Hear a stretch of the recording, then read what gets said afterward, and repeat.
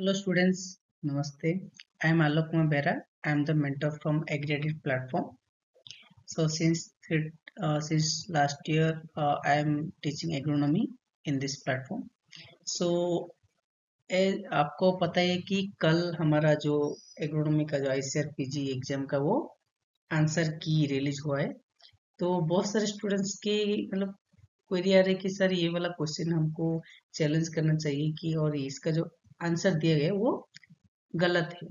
ठीक, तो हमने एक गूगल फॉर्म और उसका रेस्पॉन्स के हिसाब से हम कुछ क्वेश्चन ऐसे देखे कि ये वाला क्वेश्चन क्या हमको चैलेंज करना चाहिए कि नहीं चाहिए।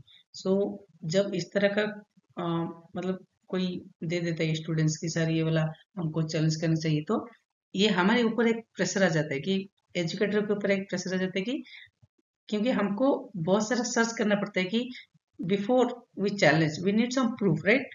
सो हमको बहुत सारे मतलब प्रेशर हो जाता है। तो जितने भी क्वेश्चन स्टूडेंट्स लोगों ने दिए तो उसके ऊपर हमने एक मतलब शैल वी चैलेंज और नॉट, सो उसके ऊपर हमने एक वीडियो बनाए।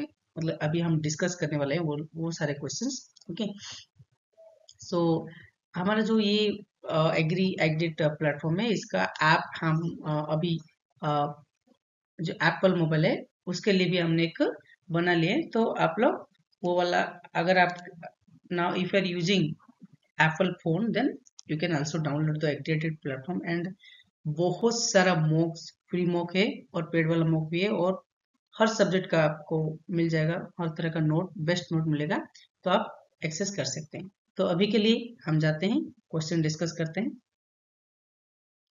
तो क्वेश्चन आईडी 500061, ओके 61 अगर हम देखें तो एक क्वेश्चन आता है कि विच of the following herbicide is a contact herbicide. Okay, इनमें से कौन है जो कॉन्टैक्ट हर्बिसाइड है, मतलब जब हम स्प्रे करते हैं वो पौधे के ऊपर लगता है उसके बाद ये इफेक्टिव दिखाता है।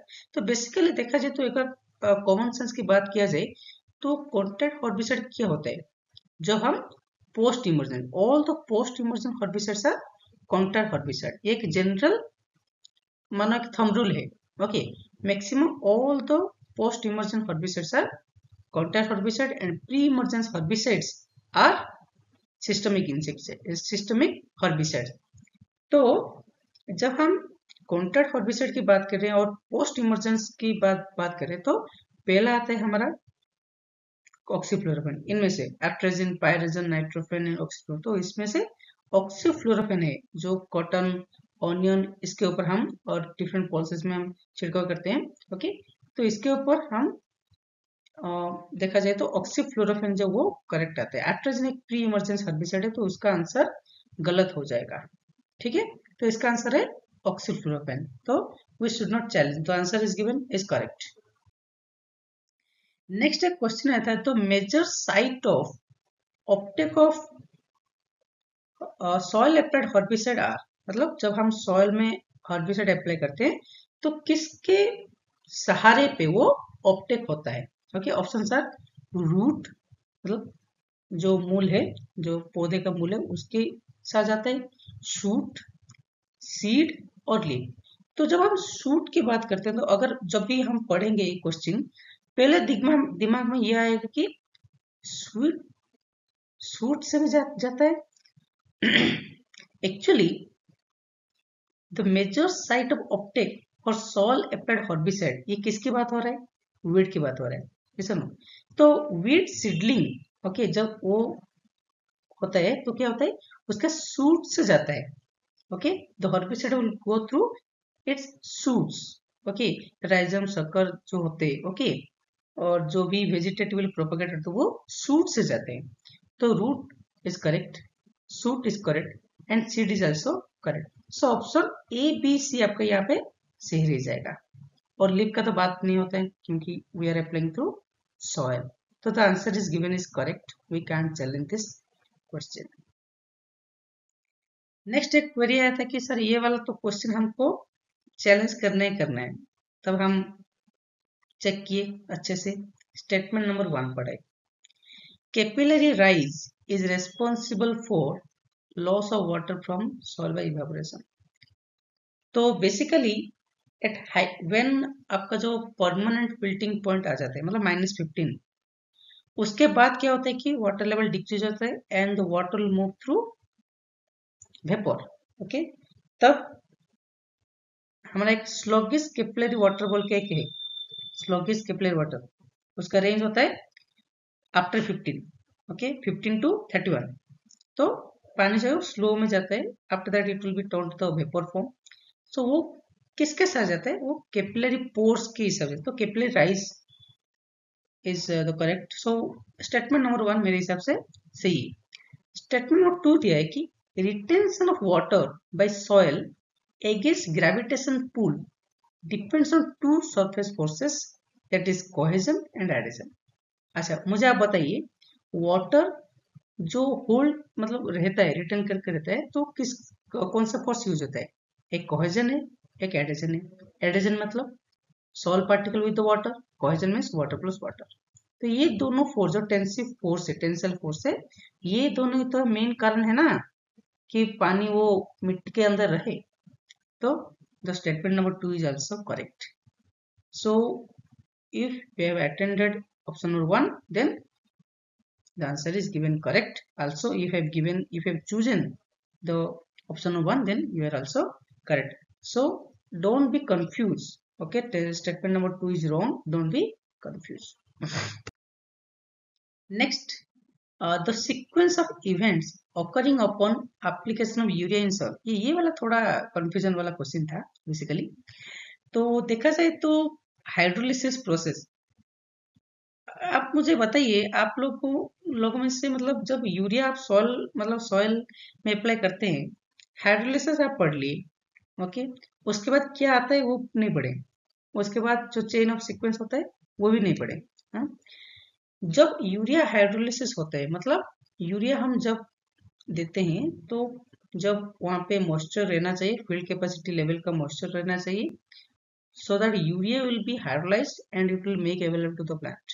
Okay, and remember nitrogen is available in two form, one is NH4 form, that is ammonium, and two is nitrate form. Yes or no? So when we apply urea by the help of urease enzyme, by the help of urease enzyme जिसका एक factor है nickel, okay, सो urease enzyme urea को क्या करेगा, dissolve करेगा, and the first byproduct will be ammonium carbamate, then which is unstable and it will be quickly, it will be converted to ammonium carbonate, then ammonium will become, when ammonium will come, then nitrification process will start, ammonium to nitrate and nitrate. So nitrate when it will come, then the game change will occur. Nitrate the charge is negative, सो जब clay particle होगा पास में तो clay particle पे charge क्या है, negative है, तो negative negative क्या करेंगे, वो रिपल करेंगे, तो क्या होगा, लीचिंग होगा, लीचिंग होगा, क्या होगा, लीचिंग होगा। That's why nitrate is susceptible to leaching losses कहते हैं हम, ओके। तो ऑप्शन नंबर, सो फर्स्ट हो गया हमारा हाइड्रोलिसिस, सेकंड हो गया हमारा नाइट्रिफिकेशन, तब क्या होगा, लीचिंग होगा। जब डीनाइट्रिफिकेशन कब होता है, जब लैक ऑफ ऑक्सीजन होता है, ओके, तो when there will be lack of oxygen, okay, then this NO3 minus will be convert to the N2 and it will be released to the as a gas to the atmosphere, that is last process denitrification, okay। अगर यहाँ पे एक और process देता है fixation, तो क्या होता है,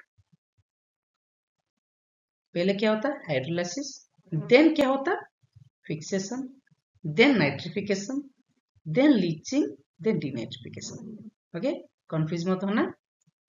फिक्सिंग कब होता है, clay is negative, ammonium is positive, so quickly वो जकड़ के रख देते हैं, ठीक है। तो ये वाला क्वेश्चन गलत मत करना, तो इसका आंसर है A B D C, A B D C, so option number 2 आपका करेक्ट बनता है, ठीक है। तो we can't challenge this question as well, they have given the correct answer. Next is, ये वाला तो बहुत ही इजी था, फिर भी कंफ्यूजन था मेरे लिए भी, कंफ्यूजन ही था, ओके, आई आल्सो कंफ्यूज्ड कि मतलब आंसर की मतलब, क्योंकि मुझे जब हम एक मतलब मेमोरी बेस्ड क्वेश्चन किए थे, मुझे बताया गया था कि 2 इरिगेशन अवेलेबल है, तो इसके हिसाब से मैंने सबको आंसर बता रहे थे कि ये वाला CRI late joint, CRI late joint. अरे मुझे जब मैंने जब क्वेश्चन प्रॉपरली देखा ये 3 इरिगेशन बता रहे हैं, तब तो I need to go to the med note, क्योंकि हम तो ह्यूमन है, भूल जाते हैं। जब नोट में देखा और हमारा जो Reddy and Reddy book God of irrigation agronomy, वहां पे लिखा है कि CRI plus boot plus milk, CRI plus boot plus milk is the right answer. They have given the correct answer किए। एंड ये हमने क्लास में पढ़ाया था, जब आपके पास 3 इरिगेशन हो तब आप CRI, बूट और मिल्क स्टेज में आप दें। तो ये वाला क्वेश्चन तो हमारा नोट से ही आ गया था। ठीक है, next, which of the following statements are correct for gibberellins. ये वाला थोड़ा अनएक्सपेक्टेड था, हार्मोन से पूछा गया सवाल है, कोई बात नहीं, ये जनरल एग्रीकल्चर से आया था। There are 50 forms of gibberellins, yes हमने भी पढ़े हैं कि 50 फॉर्म ही होते हैं। Okay, then gibberellins broke the dormancy, yes gibberellin क्या होता है, डोरमेंसी ब्रेकिंग करने में हेल्प करते हैं, क्योंकि जब टेम्परेट जोन के जो फ्रूट्स होते हैं, फॉर एग्जांपल एप्पल हो गया, पेयर हो गया, तो उनको क्या करना पड़ता है कि फ्रीजिंग टेम्परेचर मतलब कोल्ड ट्रीटमेंट देना पड़ता है, जिसको हम बोलते हैं वर्नलाइजेशन। ओके, तो वर्नलाइजेशन को ये रिप्लेस कर सकता है जिबरेलिन्स। ओके, तो डोरमेंट से ब्रेक करने में ये हेल्प करता है। जिबरेलिन्स हास्टन सिनेसिन, आई थिंक सिनेसिन रिलेटेड कौन है, साइटोकाइनिन, जो एज, जो हम मतलब एज ओल्ड, फॉर एग्जांपल मैंने अभी बूढ़ा हो रहा हूँ, ओके, अगर मुझे कोई सिनेसिन्स वाला के स्टेरॉइड दे देगा, मतलब साइटोकाइनिन वाला स्टेरॉइड दे देगा, तो मैं क्या हो जाऊँ, फिर से जवान हो जाऊंगा। Okay, so cytokinin actually helps in the delay in senescence. Okay, तो ये वाला तो गलत होता है। Gibberellins hastens water uptake of plants.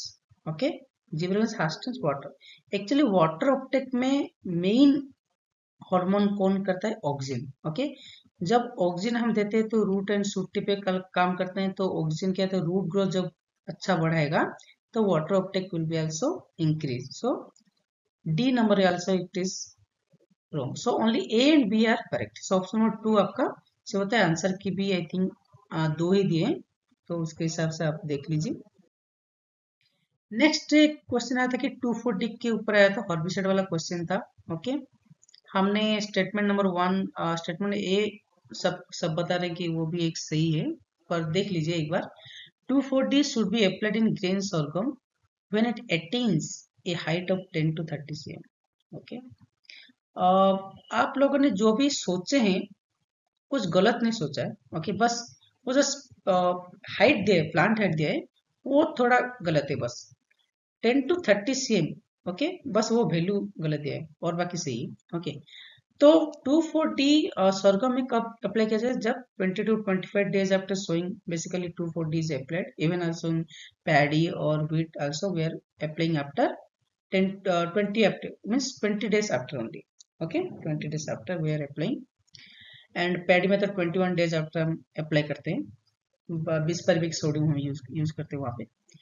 तो जब 20 to 25 डेज होता है सरगम में, तब प्लांट का जो हाइट होता है 17.5 to 22.5, अगर इंच में दिया था वहां पे, तो वो दिया था 7 to 9 इंचेस। ओके, 7 to 9 से मतलब ऑथेंटिक सोर्स है, टीएनए वाला सोर्स है। 17.5 to 22.5, this is the exact height. So जब 10 to 30 बोलते हैं, 10 से में नहीं दे सकते, क्योंकि वहां पे पौधा छोटा है। ओके, वहां पे पौधा छोटा है, so we can not give the 2,4-D। Okay, अगर ये वाला ऑप्शन 18 to 30 होता, फॉर एग्जांपल 18 to 30 दिया गया होता, then your answer is correct. So यहाँ पे स्टेटमेंट नंबर ए जो है वो गलत है। Statement B 2,4-D should be applied in wheat 18 to 25 days after sowing, ये वाला सही है। So A is false and sorry B is true but A is false, so option number 4 आपका ये सही दिया गया है। देन एक क्वेश्चन आया था, ये वाला लास्ट है, जो भी मतलब चैलेंज करें, higher is the temperature lesser will be the activity of herbicide. Yes, कुछ मतलब जो हमारा हर्बिसाइड जो एक्टिविटी है वो फोटो कुछ कुछ लॉस हो जाते हैं, मतलब लाइट के साथ वो केमिकल रिएक्शन करके कुछ कुछ लॉस हो जाए, फोटो ऑक्सीडेशन हो जाते हैं. Chemical selectivity is true selectivity. Yes, it is true. Selectivity is relative property of herbicide. ये हर्बिसाइड का एक रिलेटिव कैरेक्टर है कि वो सिलेक्टिविटी को दिखाए. लास्ट वाला जो है वो रामबाण है. Due to more leaching lower doses of herbicides are sufficient in light soil.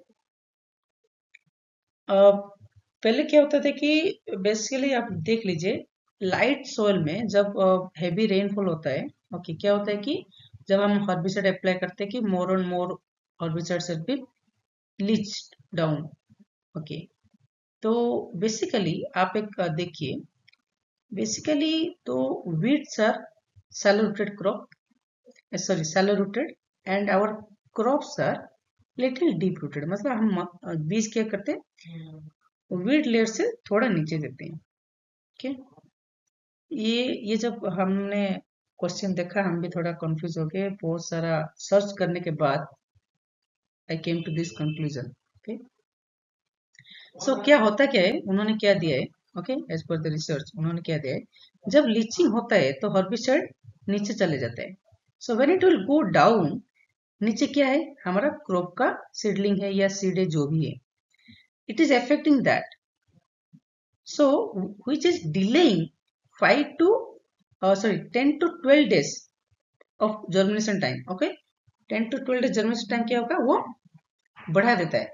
Okay, तो इसलिए इसको आधार करके अभी क्या होता है, लोअर डोजेस वाला हर्बिसाइड आते हैं. फॉर एग्जाम्पल 20 पर 20 सोडियम 80 ग्राम प्रति हेक्टर, बहुत कम है, बहुत कम. तो इस टाइप का हर्बिसाइड अभी डेवलप किए जा रहे हैं. That is a innovation.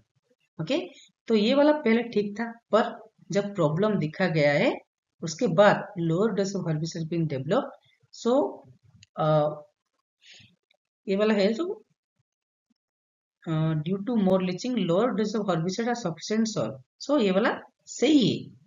आप क्या बोल रहे कि जब लीचिंग हो रहा है तो हमको ज्यादा देना चाहिए, ये वाला गलत है. ओके, ज्यादा वाला पहले ठीक था कुछ हद तक, पर अब क्या है, lower doses is more sufficient in case of light soil, because when we give the higher doses it is affecting the seeds and as well as the seedlings, and it is delaying the germination of that crop.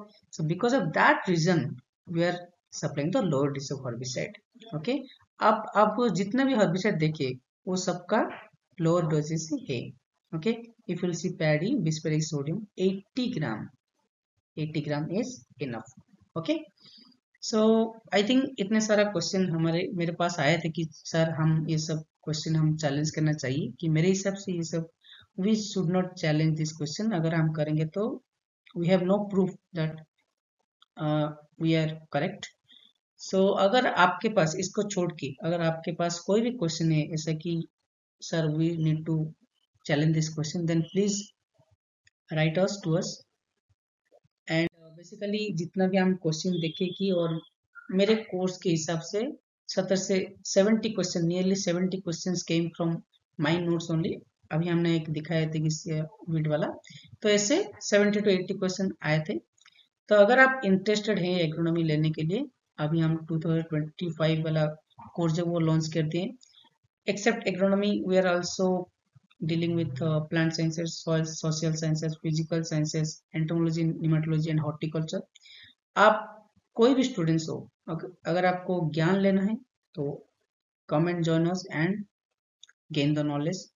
क्योंकि at the end क्या होता है कि ज्ञान आहरण करना और उसको इस्तेमाल करना और जिंदगी में आगे बढ़ना, वही आपका मतलब होना चाहिए. क्योंकि आप सभी को जॉब करना है, तो ये सारा का सारा सब्जेक्ट आपको मदद करेगा. Okay, thank you guys, good night.